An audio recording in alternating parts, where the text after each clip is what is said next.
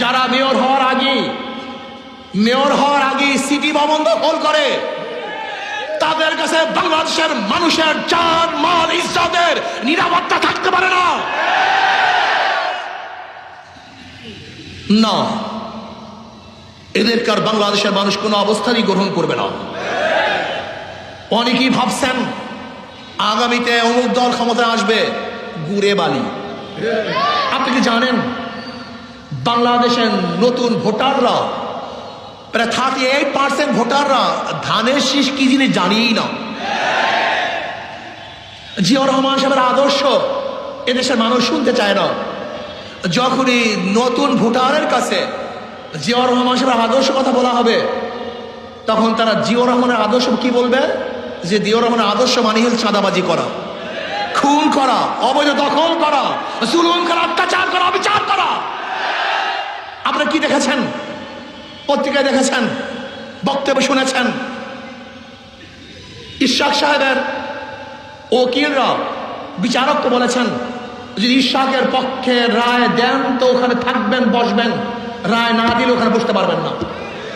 যারা জোর করে নিজেদের পক্ষে রায় নিয়ে আসে, তাদের মাধ্যমে দেশের বিচারালয় কোনোদিন নিরাপদ থাকতে পারে না। শুধু বিএনপিদের মধ্যে অবৈধ হত্যা হয়েছে 127-এর উপরে। শুধু বিএনপিকে হত্যা করেছে 127-এর উপরে। এতদিন আমরা জানতাম জাহান্নামের আগুন, এক জাহান্নামের আকা জাহান্নামকে খেয়ে ফেলে। এখন আমরা কি দেখছি? এক বিএনপি আর এক বিএনপিকে খেয়ে ফেলছে। শুধু কি তাই, ছাত্ররা বিএনপির মূল দলের কাছে চাঁদা চেয়েছে, চাঁদা না দেওয়ার কারণে তাদেরকে হাত পা ভেঙে দিয়েছে। যাদের কাছে নিজেদের দলের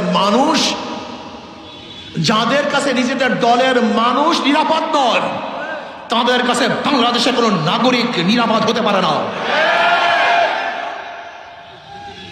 যেই দলের এক দল আর এক দলকে, এক সংগঠন তার অঙ্গ সংযোগে চাঁদা দিতে হয়, সেই দলের কাছে বাংলাদেশের কোনো ব্যবসায়ী নিরাপদ থাকতে পারে না।